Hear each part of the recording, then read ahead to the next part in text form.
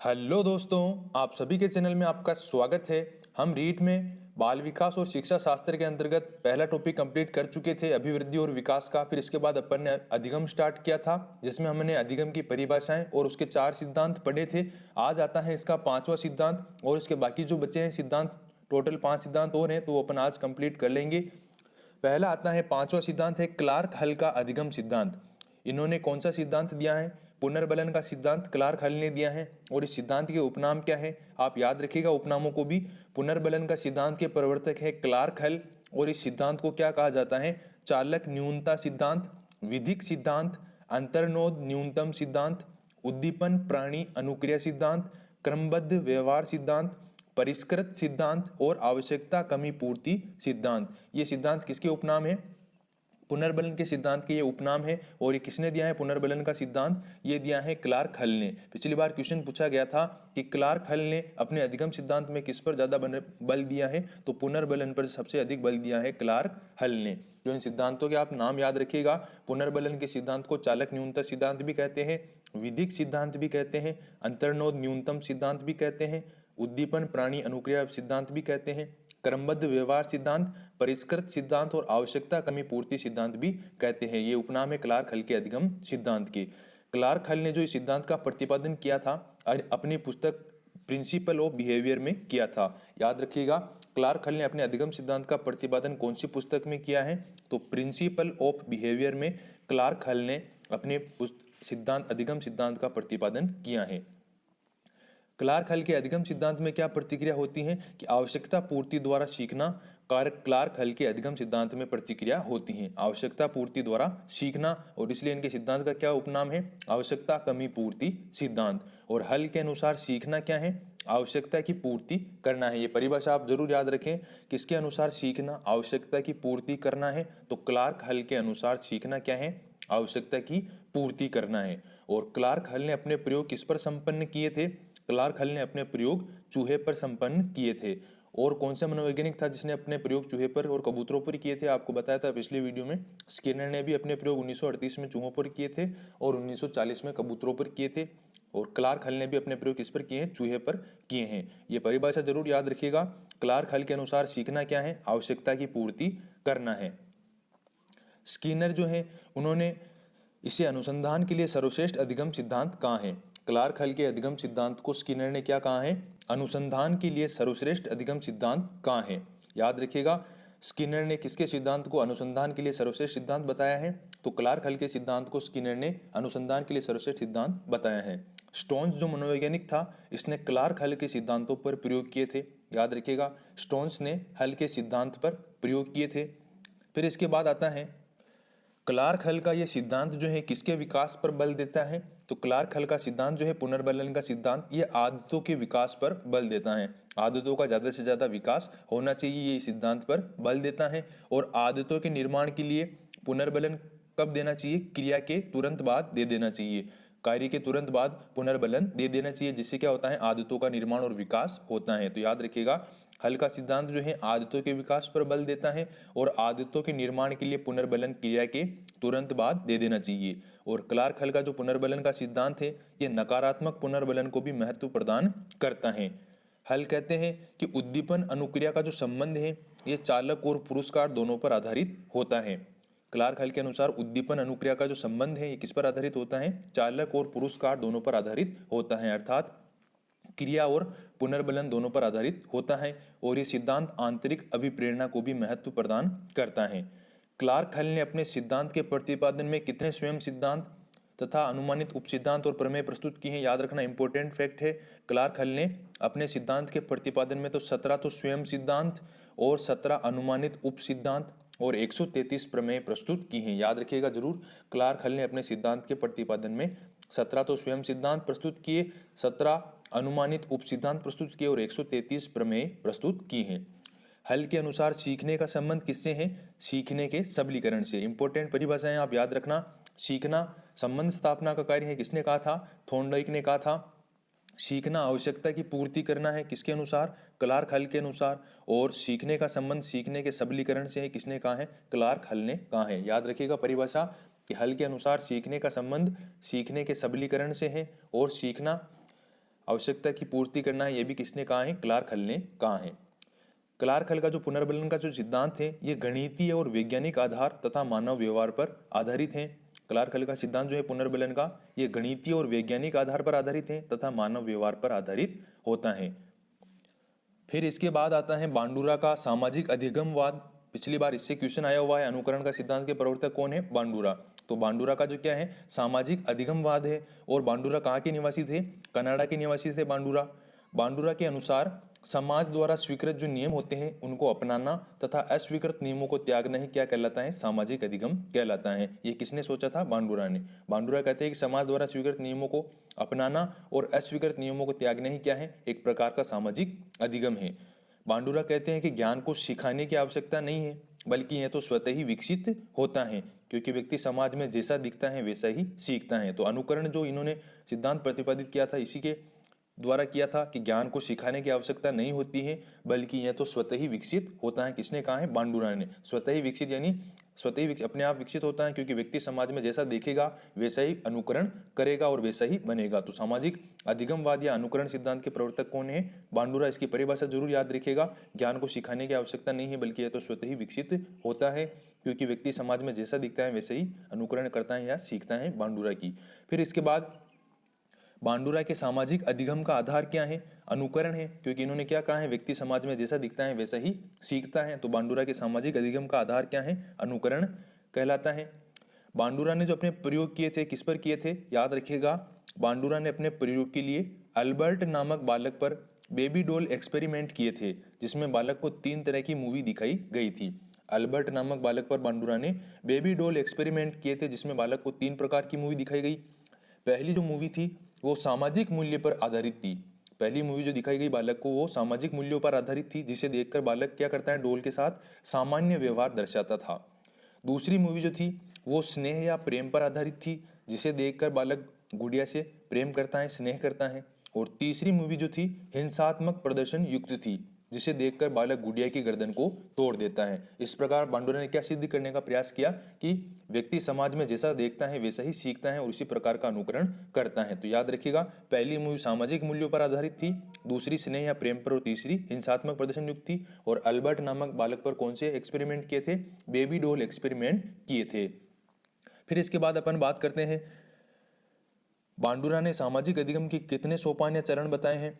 तो बांडुरा ने सामाजिक अधिगम के 4 सोपान या 4 चरण बताए हैं। याद रखिएगा इन चरणों को। 4 चरण बताए हैं बांडुरा ने सामाजिक अधिगम के।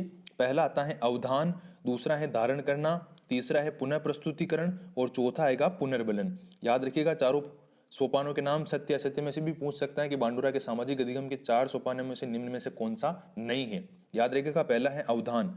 अधिगम विषय वस्तु को आकर्षक तरीके से प्रस्तुत करना किसके अंतर्गत आता है? अवधान के अंतर्गत आता है। जो अधिगम के विषय वस्तु हैं उसे एट्रैक्टिव तरीके से पेश करना क्या कहलाता है? अवधान के अंतर्गत आता है।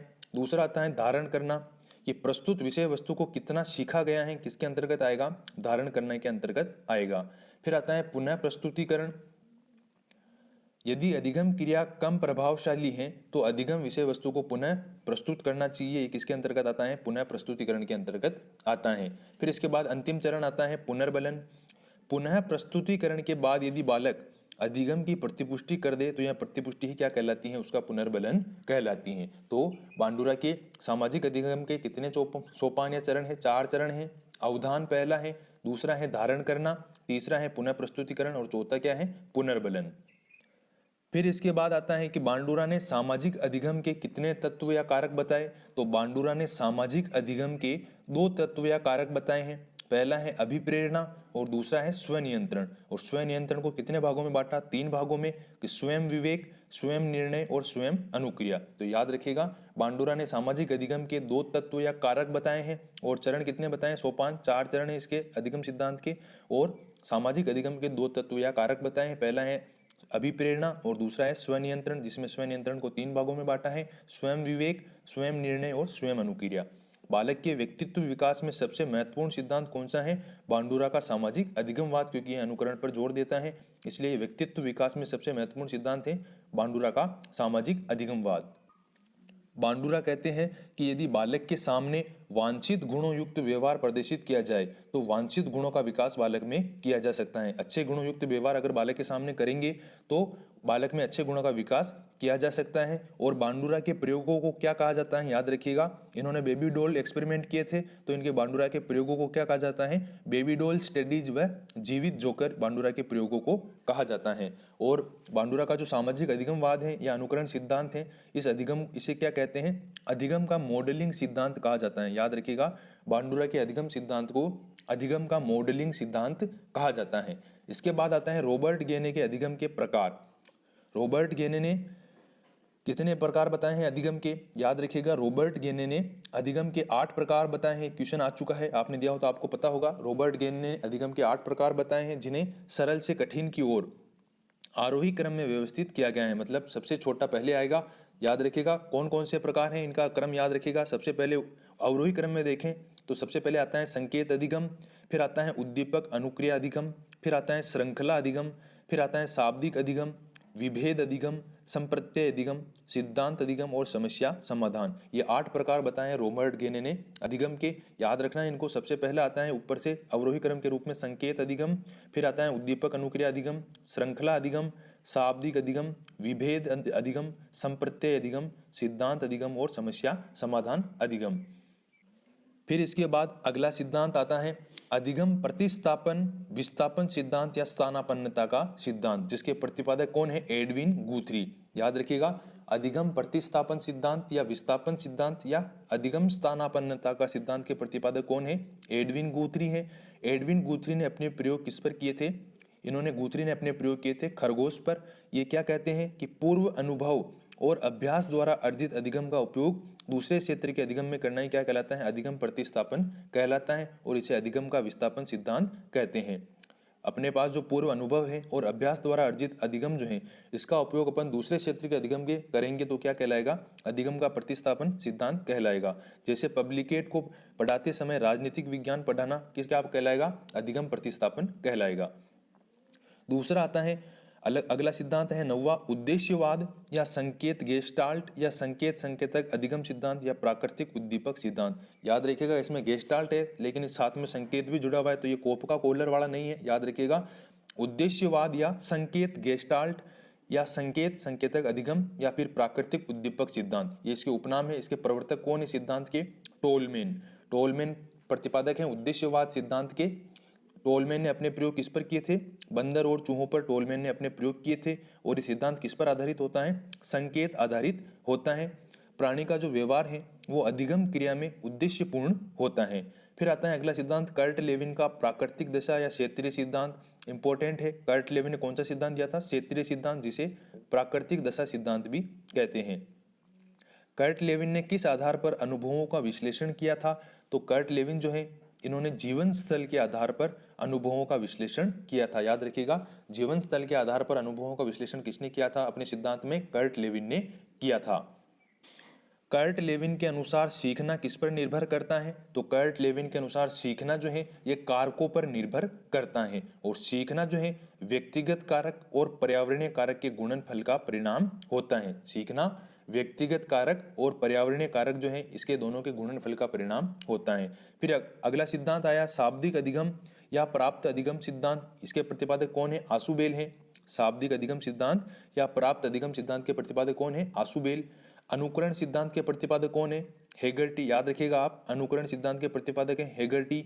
अन्वेषण सिद्धांत के प्रतिपादक है ब्रूनर। सूचना प्रसाधन सिद्धांत या फिर मानवतावादी सिद्धांत, इसके प्रतिपादक कौन है, कार्ल रोजर्स। और इस सूचना प्रसाधन सिद्धांत या मानवतावादी सिद्धांत को क्या कहते हैं, अनुभवजन्यवाद सिद्धांत भी कहते हैं, क्योंकि इसके अंतर्गत किस पर बल दिया जाता है, अनुभव पर बल दिया जाता है। ये हो गए आपके अधिगम के सभी सिद्धांत। अब इसके बाद आता है अधिगम स्थानांतरण। इससे भी क्वेश्चन आता है। अधिगम स्थानांतरण क्या होता है कि पूर्व अधिगम यदि नए अधिगम पर सकारात्मक या नकारात्मक प्रभाव डालता है तो इस प्रभाव को क्या कहते हैं, अधिगम स्थानांतरण कहते हैं। यदि पूर्व का अधिगम नए अधिगम पर सकारात्मक प्रभाव डालता है, नए अधिगम को ग्रहण करने में सहायता प्रदान करता है, तो वो तो सकारात्मक अधिगम कहलाता है। और अगर नकारात्मक प्रभाव डालता है तो इस प्रभाव को क्या कहेंगे, अधिगम स्थानांतरण कहेंगे। इसकी परिभाषा दी है क्रो ने। किसी क्षेत्र विशेष में प्राप्त ज्ञान, सिद्धांतों और विधियों तथा नियमों का प्रयोग अन्य क्षेत्र में करना ही क्या कहलाता है? अधिगम स्थानांतरण कहलाता है। क्रो एंड क्रो की परिभाषा क्या थी? ज्ञान और अभिवृत्ति की शादी कराओ। तो इसमें भी आप याद रखना, ज्ञान सिद्धांत की शादी कराओ। किसने कहा है? क्रो एंड क्रो ने। तो किसी क्षेत्र विशेष में प्राप्त ज्ञान, सिद्धांतों और विधियों तथा नियमों का प्रयोग अन्य क्षेत्र में करना ही क्या कहलाता है? अधिगम स्थानांतरण कहलाता है।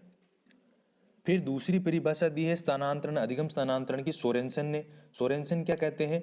स्थानांतरण एक परिस्थिति में अर्जित ज्ञान, प्रशिक्षण और आदतों का किसी दूसरी परिस्थिति में स्थानांतरण किए जाने की चर्चा करता है। इंपॉर्टेंट परिभाषा है सोरेनसन की, याद जरूर रखिएगा कि स्थानांतरण क्या है? एक परिस्थिति में अर्जित ज्ञान, प्रशिक्षण और आदतों का किसी दूसरी परिस्थिति में स्थानांतरण किए जाने की चर्चा करता है। क्रो एंड क्रो में क्या था? ज्ञान, सिद्धांतों का स्थानांतरण, और इसमें क्या है? ज्ञान, प्रशिक्षण और आदतों का दूसरी परिस्थिति में स्थानांतरण किए जाने की चर्चा कौन करता है? सोरेनसन करता है। याद रखना, चर्चा कौन करता है स्थानांतरण की? सोरेनसन करता है। और ज्ञान और सिद्धांतों को कौन स्थानांतरित करता है? Crow and crow. और स्थानांतरण कितने प्रकार का हो सकता है?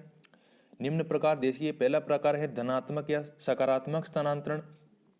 यदि पहले सीखा गया अधिगम नए अधिगम में सहायता करता है तो उसे क्या कहेंगे? धनात्मक या सकारात्मक स्थानांतरण कहेंगे। यदि पहले सीखा गया अधिगम नए अधिगम में सहायता करता है सीखने में तो उसे धनात्मक या सकारात्मक अधिगम स्थानांतरण कहेंगे। जैसे अगर पहले अपन ने साइकिल सीखी हुई है तो साइकिल चलाते चलाते मोटरसाइकिल चलाना सीखना क्या है? क्या कहलाएगा? धनात्मक या सकारात्मक स्थानांतरण कहलाएगा। दूसरा होता है नकारात्मक या ऋणात्मक स्थानांतरण। यदि पहले सीखा गया अधिगम यदि नए अधिगम में बाधा उत्पन्न करता है तो उसे क्या कहेंगे? नकारात्मक स्थानांतरण कहा जाता है। जैसे अगर कोई इलेक्ट्रीशियन है, इलेक्ट्रीशियन को अगर कार मैकेनिक का काम सिखाया जाए तो वो नकारात्मक स्थानांतरण होगा। वॉलीबॉल प्लेयर को अगर कहा जाए कि तुम फुटबॉल खेलो तो वो नहीं खेल पाएगा, बाधा उत्पन्न होगी। इसलिए क्या कौन सा स्थानांतरण कहलाएगा? ये नकारात्मक स्थानांतरण कहलाएगा। तीसरा प्रकार होता है इसका शून्य स्थानांतरण।